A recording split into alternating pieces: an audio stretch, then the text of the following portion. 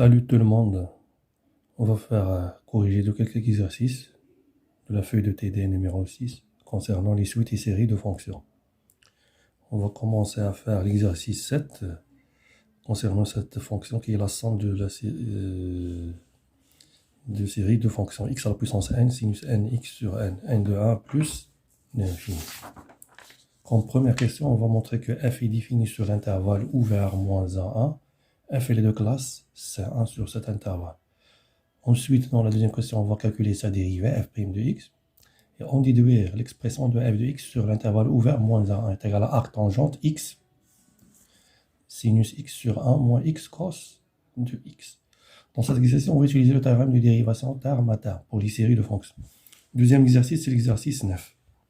Concernant cette suite de fonctions fn de x, on va montrer que cette suite de fonctions fn de x converge simplement sur a plus vers la fonction f qui est x associé exponentiellement x carré.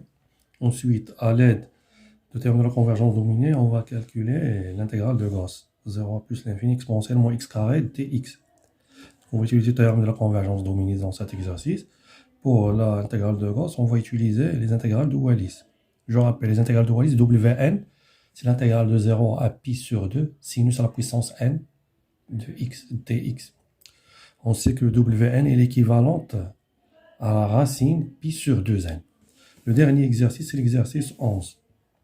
On va montrer que pour tout x appartenant à l'intervalle 0, 1 soumis ouvert de côté de 1, moins ln de 1 moins x, c'est la somme de cette série de fonctions x à la puissance n sur n. Pour déduire, en deuxième question, la valeur de cette intégrale généralisée. L'intégrale de 0 à 1, ln de t fois ln de 1 moins t sur t dt. On va montrer que c'est la somme de la série de Riemann, sigma, 1 sur n à la puissance 3. n est égal à 1 à plus l'infini. Donc on commence par l'exercice 7, soit la fonction f de x qui est la somme de cette série de fonctions x à la puissance n, sinus nx sur n. Je note chaque fonction par fn. Donc je vais lister les hypothèses de théorème de dérivation terme à terme. Ensuite, on va montrer l'une des hypothèses, la troisième hypothèse. Pour chaque x appartenant à l'intervalle ouvert moins 1, on a valeur absolue de fn de x inférieure à valeur absolue de x à la puissance n sur n. Et cette série, pour chaque x, c'est une série qui est convergente. On connaît ça, c'est moins, sa somme c'est moins ln de 1 moins valeur absolue de x. Donc voilà, notre série, elle est absolument convergente. Pour chaque x appartenant à l'ouvert moins 1, 1. Par suite, c'est une série qui est convergente. Voilà, elle est définie sur l'intervalle ouvert moins 1, 1. Chaque fn est une fonction qui est de classe Cn. C'est très simple. On produit des fonctions qui sont de classe C1. La série des fonctions fn', c'est une série qui converge uniformément sur tout segment.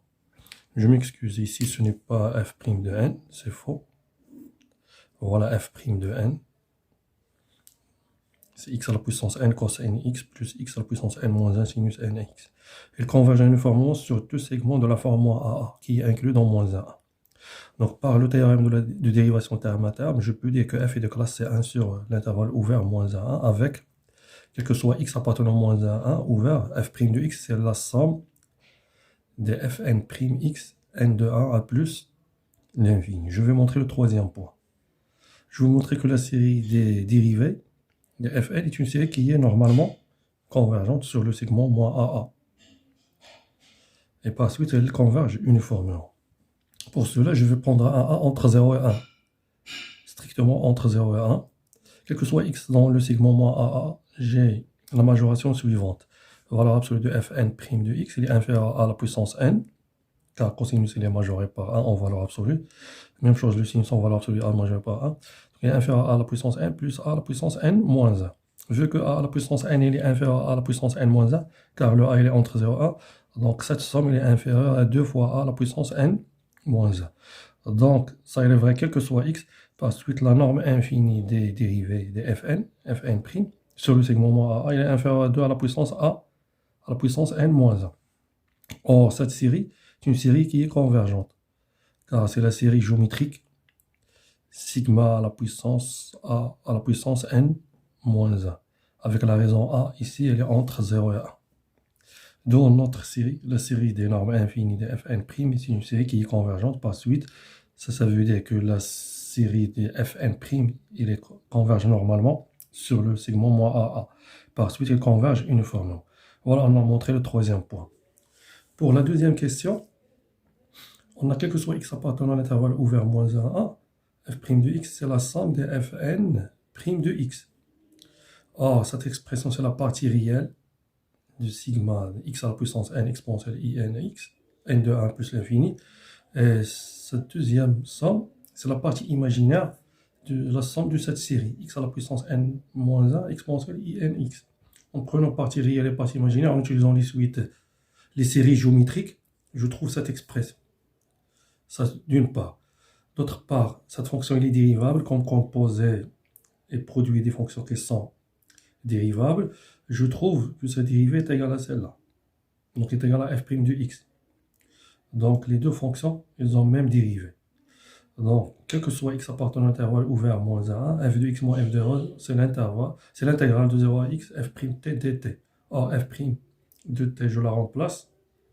C'est arc tangente t sinus t sur 1 moins t cos t. Je le calcule entre 0 et x, ça me donne ça. Arc tangente de 0, c'est 0. Donc, finalement, je trouve f de x moins f de 0 est égal à arc tangente x sinus x sur 1 moins x cos x. Or, pour x est égal à 0, je trouve f de 0. Donc, cette somme est égale à 0. Donc, finalement, f de x est égal à notre fonction arc tangente x sinus x sur 1 moins x cos x. On va passer au corrige de l'exercice 11. On note chaque fn. C'est la fonction définie sur l'intervalle ouvert moins 1 vers a qui a x associé, moins à la puissance n, x à la puissance n. Chaque fonction est continue sur l'intervalle ouvert moins 1, 1.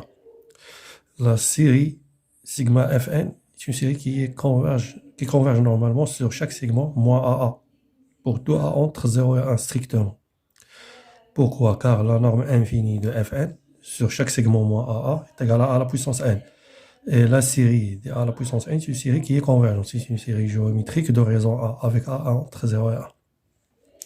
Donc voilà la convergence normale et par suite la convergence uniforme sur tout segment inclus dans l'intervalle ouvert moins 1, 1. Donc, je m'excuse ici, c'est moins 1, 1.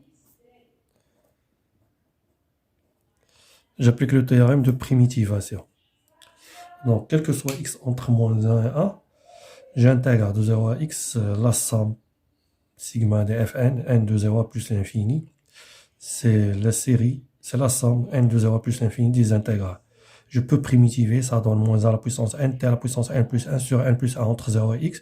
Après calcul, ça donne moins à la puissance n sur n plus 1, x à la puissance n plus 1. Ça, d'une part. D'autre part, votre série, c'est une série de raisons moins t. Et moins t, elle est comprise strictement, elle est différente de 1.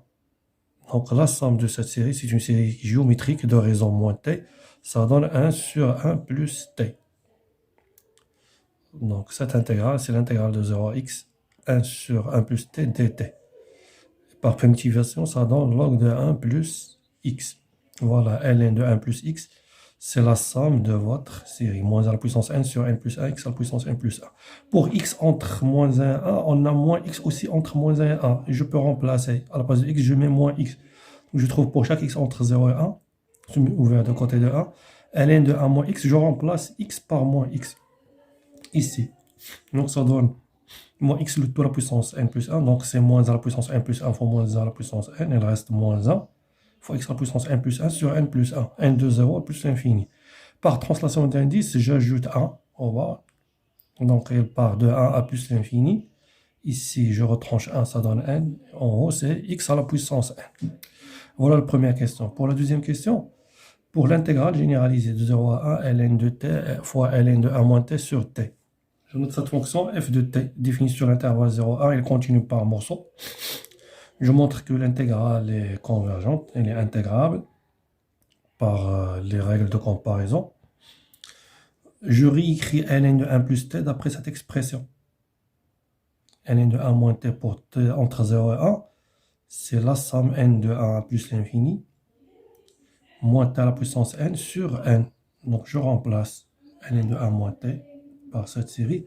Je multiplie par log de t sur t. Donc ça vous donne cette série. C'est la somme de n de 1 à plus l'infini moins t à la puissance n plus 1 fois ln de t sur n. Je note cette fonction par fn de t. Je divise une fonction fn de 0 à 1 ouvert. Ils sont toutes positives, car ln de t est négative, fois moins l est négatif. Négatif fois négatif, c'est positif. Ces fonctions sont continues par morceaux et elles sont intégrables. Donc je distingue les cas. Pour f1, ça donne la fonction qui est t moins ln de t. On a déjà vu le cours, celle-là, elle est intégrable. Pour n supérieur ou égal à 2, je fais la règle de comparaison au voisinage de 0. Là où il y a un problème, notre fonction elle est négligeable devant 1 sur t à la puissance n demi. Vous faites le rapport, vous trouvez elle tend vers 0 lorsque t tend vers 0 plus. Or, cette fonction elle est intégrable. C'est une intégrale de Riemann sur 0 à 1. Voilà pourquoi elles sont toutes continues par morceaux intégrables. La série sigma fn converge simplement vers f, d'après ce qu'on a vu ici. Et je calcule la série des intégrales des valeurs absolues de fn. La valeur absolue de fn, c'est fn, car fn elle est positive. Ça, c'est déjà signalé. Je fais une intégration par partie. Je calcule l'intégrale généralisée sur l'ouvert 0, 1. Je prends epsilon supérieur strictement 0, inférieur strictement x, inférieur strictement a. Je fais une intégration par partie. Dans cette intégration par partie, ce qui encroche et s'annule lorsque epsilon tend vers 0, x tend vers 1. Elle reste celle-là. Par primitivation, c'est 1 sur n à la puissance 3, t à la puissance n. Entre crochet entre epsilon et x, je le calcule entre epsilon et x, je fais tendre epsilon vers 0, x vers 1. Elle tend vers 1 sur n à la puissance 3.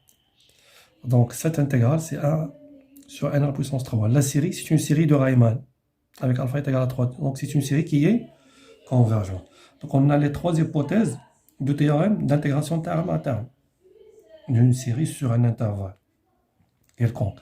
Qu'est-ce qu'il dit le théorème? On peut déduire que f est intégrable. Voilà une autre façon de montrer que f est intégrable. Et l'intégrale de f qui est sigma de fn, c'est la somme des intégrales. Or, on a déjà calculé ça. C'est la série de Riemann. Voilà l'exercice 11. Je passe à l'exercice 9.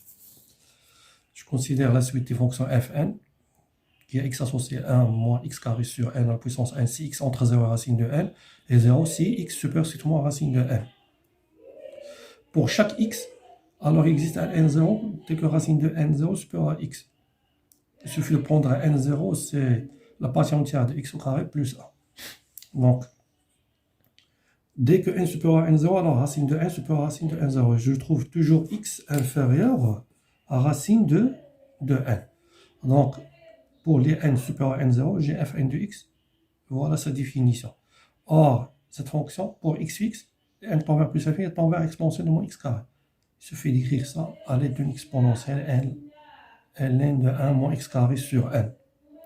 Donc, on a montré la convergence simple de cette suite de fonctions pour chaque x. Maintenant, soit x appartenant au segment 0 racine de n. On a fn de x qui est égal à 1 moins x carré sur n à la puissance n inférieur ou égal à exponentielle moins x carré.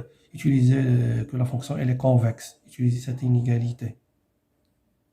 Exponentielle x elle est convexe, donc il est au-dessus de sa tangente en 0. L'équation de la tangente c'est 1 plus x. Vous l'appliquez ici. Donc vous trouvez exponentielle moins x carré sur n supérieur à 1 moins x carré sur n. Vous faites à la puissance n, elle reste à droite. Et à gauche vous trouvez l'autre expression. Ça pour x entre 0 et n. Et pour x supérieur strictement à n, on a déjà par définition fn de x est égal à 0. Or 0 est inférieur exponentiellement x carré. Donc dans tous les cas, on a montré quel que soit x supérieur à 0, voilà celui de fn de x est inférieur exponentiellement x carré. Cette fonction phi de x, on a déjà montré qu'elle est intégrable avec le cours sur le 0,1. Voilà une fonction continue par morceau, positive, intégrable, qui domine toutes les fn. Donc j'applique le théorème de la convergence dominée. Donc qu'est-ce qu'il dit? Il dit que l'intégrale sur 0 plus l'infini, fn t, limite, lorsque n tend vers plus l'infini, est égal à l'intégrale 0 plus l'infini, limite de fn. Ou ça, c'est exactement ça. Or, pour calculer cette intégrale qui est à gauche, je fais changement de variable. Je pose dt sur racine de n, c'est cos θ. Donc, dt, c'est moins racine n, sinus θ, dθ. Et je remplace, je transforme, je trouve racine de n, intégrale de 0 racine à pi sur 2, sinus à la puissance 2n plus 1 θ dθ. Or, celle-là, c'est une intégrale de Wallis. Je rentre wn 10 2n plus 1 fois racine de. Or, on sait que l'intégrale de Wallis, c'est wn, qui est égal à l'intégrale de 0 à pi sur 2, sinus à la puissance n t dt, et l'équivalent à racine pi sur 2n. À la place de n, je mets 2n plus 1. Quand je trouve cette équivalence, en fin de compte, qui est l'équivalente à racine de pi sur 2. Donc cette intégrale, qui est équivalente à cette constante, elles ont même limite. Donc la limite, c'est racine pi sur 2. Et je trouve le résultat qu'on cherche. Et merci à vous.